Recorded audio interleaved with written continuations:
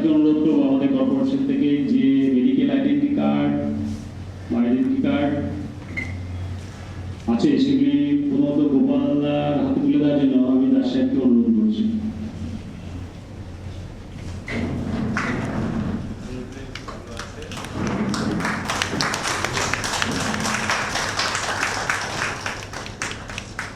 ধন্যবাদ দাস সাহেব।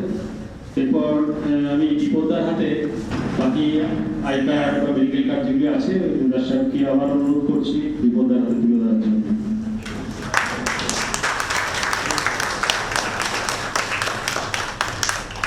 এবং একটি বিশেষ ঘোষণা, আমাদের স্থানাভাবে আমাদের আরেকটি জিনিস অতিরিক্ত রয়ে গেল। আমাদের এখানে আরেকজন নাট্যকার উপস্থিত রয়েছেন, কিন্তু জায়গার অভাবে আজকে উনি সেই পারফর্ম করতে পারলেন না।